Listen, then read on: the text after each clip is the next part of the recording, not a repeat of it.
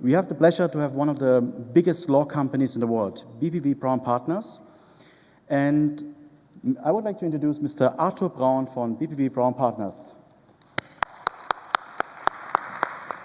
Thank you. It's of course not in the world, not even the Czech Republic, but we are one of the top 10, 15 by size, if you want to take it. Well, I want to speak not so much about innovation, because I think law firms have been very innovative in the last decades already, but mainly concentrate on digitalization in a conservative world. And I don't know about your feeling about law firms, probably after the Catholic Church, the most conservative organisms. On the other hand, if you're a startup, if you do your articles of association, you're happy to have a lawyer who is conservative.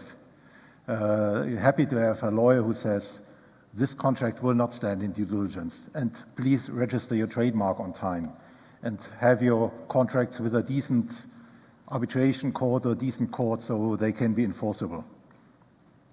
So conservatism is something good, but personally, of course, to the people, it's not enough, and in particular when law firms have to go digital, and this is now what we all have to do. I was very young. In '96, I wrote the probably first legal article on Czech internet law. I was working in a law firm that just had privatized Škoda, which was the biggest privatization in CE in the decade, probably until now. I was a pioneer. I got Porsche as a client because of this article. And still, 2 years later, I was still fighting with a law firm to get an individual email address, something I had at university already 6 years ago. So you see, law firms are sometimes very slow to accept the need to be digital. I left this firm then, went to a very fast-growing law firm that was just opening up offices all over the world.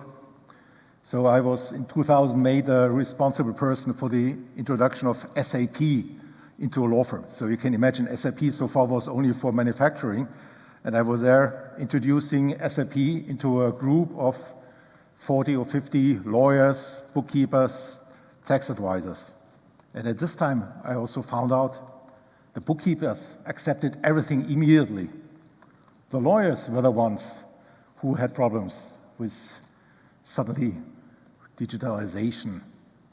My first law firm still sent timesheets by fax or by post to the head office to have them entered in the computer.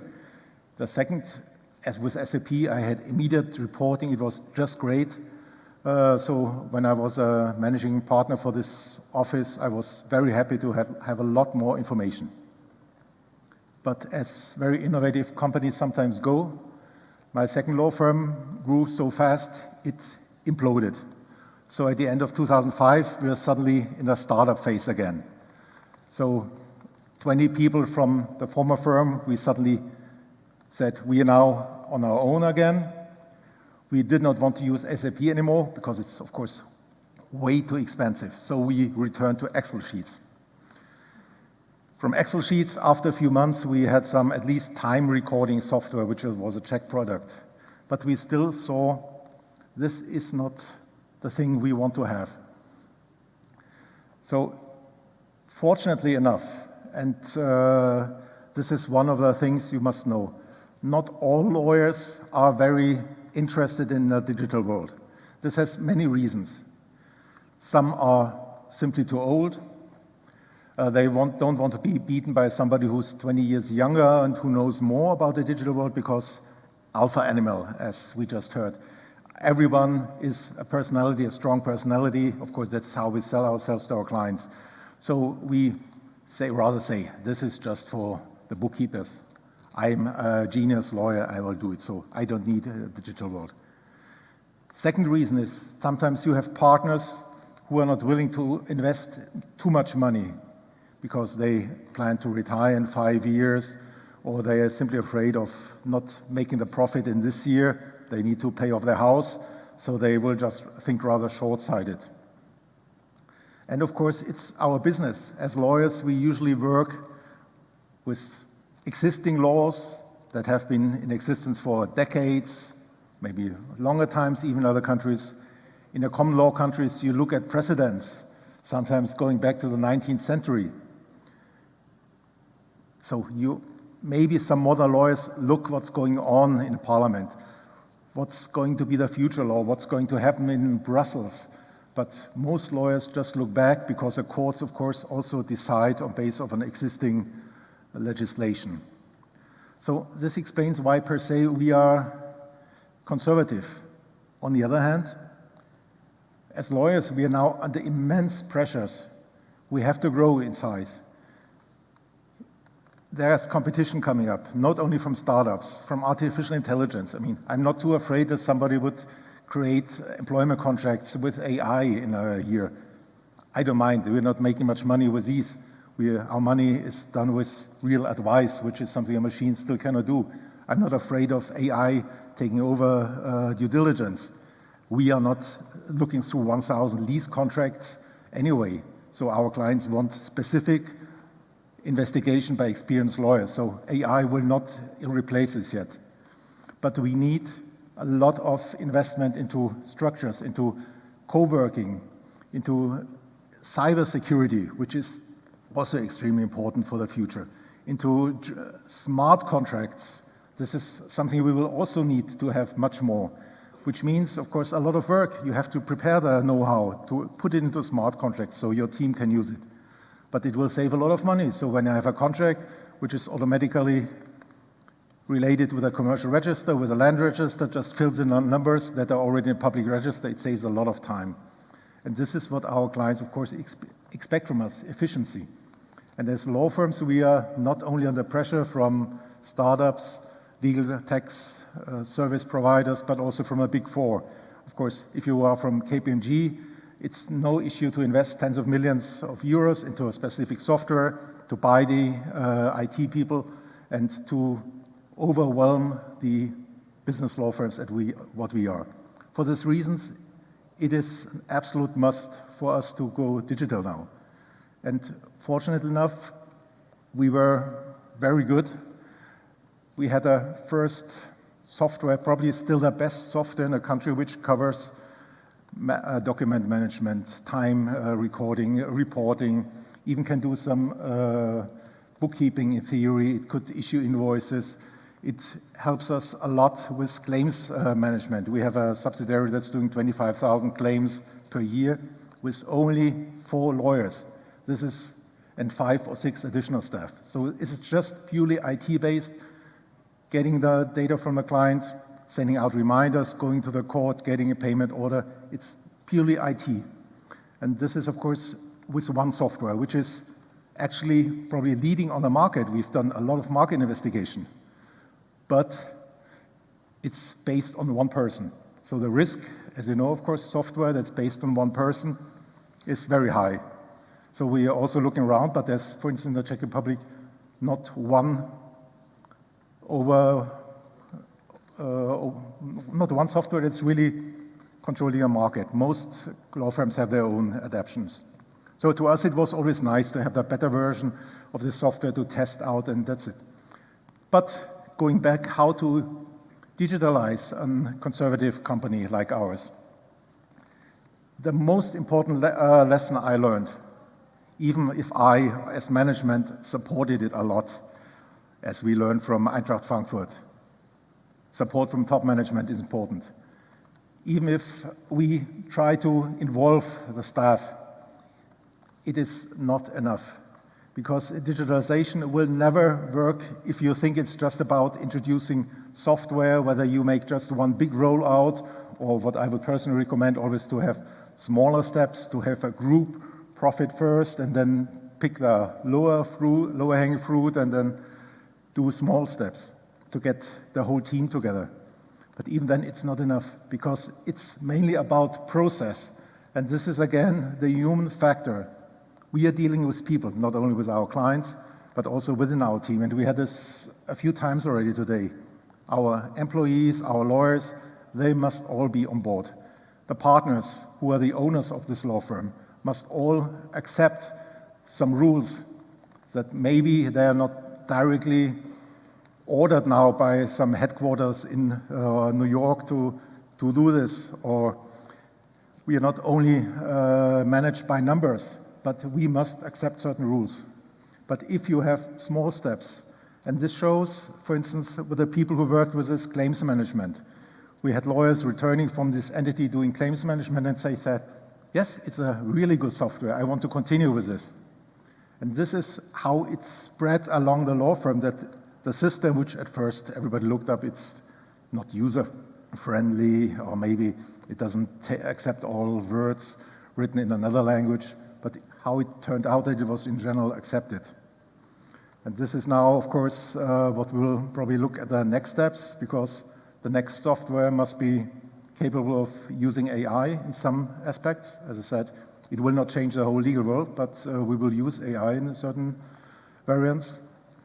We'll, of course, have to stay compliant with all our different rules. And for lawyers, we do not only have data privacy. GDPR for the Czechs was a big threat. But imagine, for instance, for lawyers, just a few years ago, it was still a criminal act to, at least under German law, for instance, to put your data into a cloud. So it was, we are very much limited by many internal provisions, being this special profession with increased attorney secrecy, and of course, hopefully we won't be seen as a critical infrastructure sooner or later.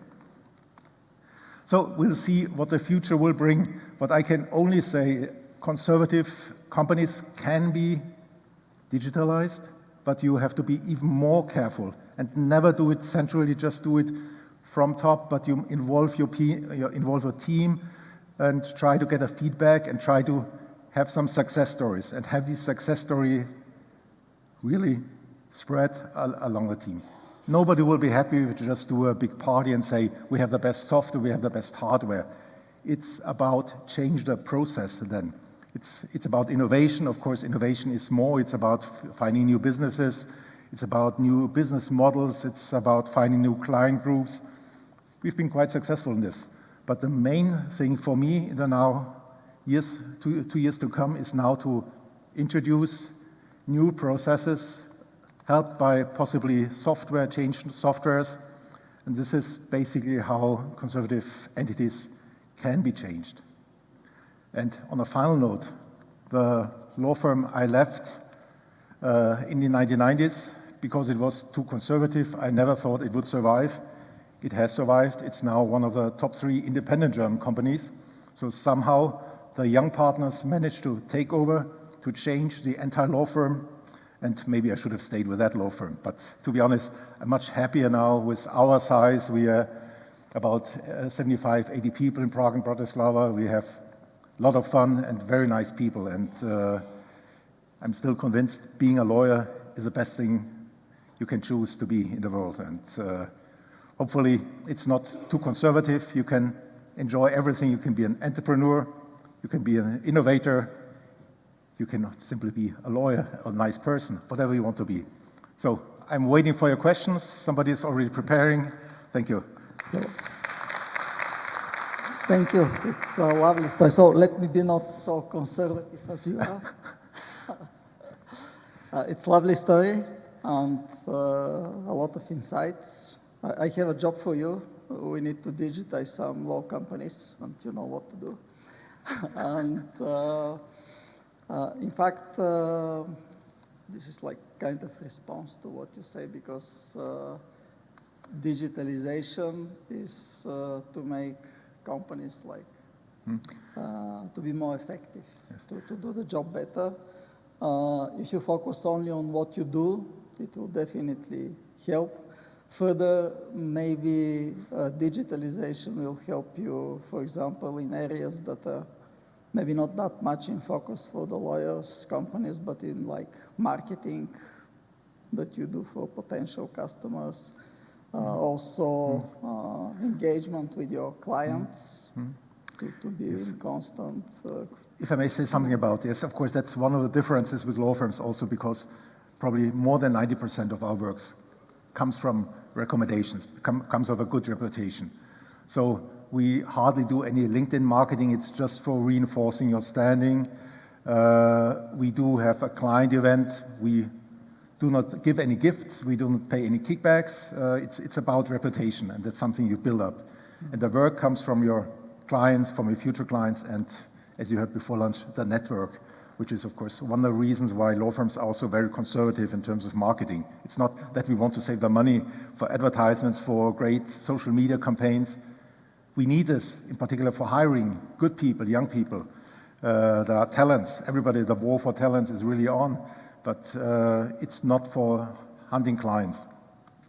And again, when you discuss law firms, digitalization of law firms, think there are not only a few partners who are the owners, different from one listed company where you have a CEO and a board, but they are partners and there are 20, 30, whatever, independent units. Everybody great in his person or her person. But sometimes it's like chicken running around and you have to organize it. And it's also my job as managing partner to have this all organized in a certain way. And if you come as an external IT advisor to them, you may be able to convince a few, but you must convince everybody on the long run. So don't expect to have everybody on board immediately. Try to get your partial successes and have the success story later extended to the whole firm. Okay, thank you. Another question. What will be your 30-second pitch to a small lawyers company with 3 partners that they need to digitize? For them, it is the possibility that they can attract new people who are working digital. And it's a thing like home office. 5 or 10 years ago, it was incredible. And one of the largest or best success points was when the lockdown came. And from one day to another, everybody took his laptop and was working from home office. Suddenly, everybody was video conferencing. Skype is dead by now, no teleconferences anymore. But this was what showed everybody, even to the most conservative lawyer, that the digital world does have some advantages. Thank you.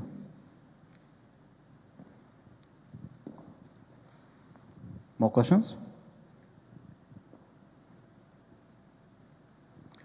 Mr. Braun, thank you so much. Okay, thank you. Thank you, and contact your local lawyer on time.